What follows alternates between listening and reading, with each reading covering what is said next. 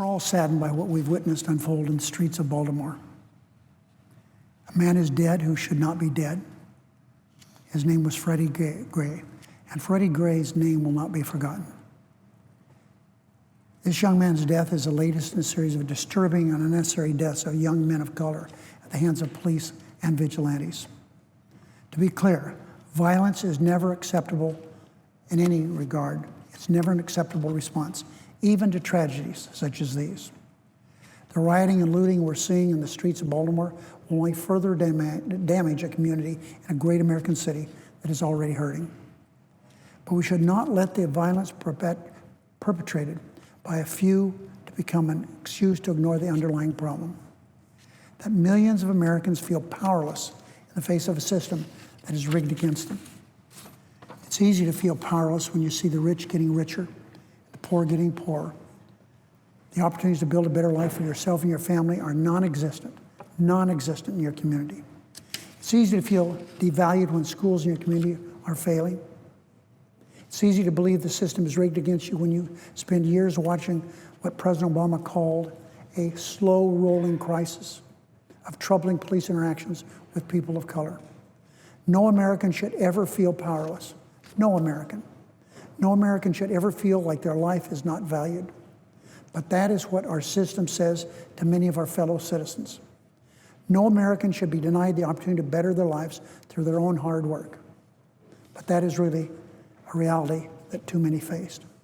In a nation that prides itself on being a land of opportunity, millions, not thousands, millions of our fellow citizens live every day with little hope of building a better future, no matter how hard they try. We can't condone the violence we see in Baltimore, but we must not ignore the despair and hopelessness that gives rise to the kind of violence.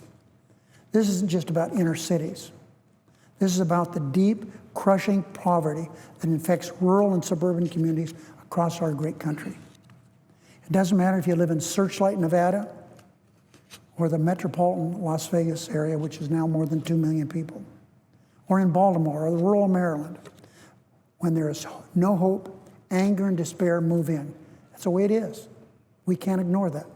So let's condemn the violence, but let's not ignore the underlying problem.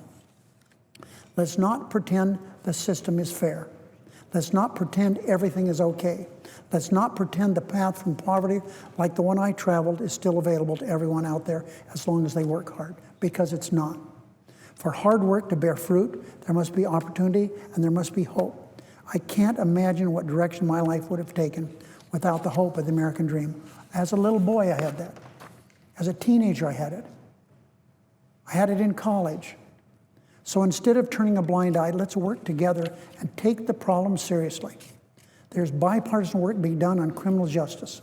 And that's right, we need criminal justice reform, and that's a good start, but it's only a start. Ensuring that populations are not unfairly targeted for incarceration will be a positive step, a real positive step. But we also need to be investing in inner cities and rural areas and ensuring that jobs and training and educational opportunities are available where they're needed the most. Looking out at the year ahead, the only piece of legislation I see on the agenda that does anything to create jobs is a surface transportation bill. There's nothing else. Look around. That's not enough. We need to do more. It's up to us here in this Capitol to create these jobs. Democrats and Republicans must work together to make sure that Americans have the right to succeed, that America continues to be a land of opportunity for all of our citizens, not some of our citizens.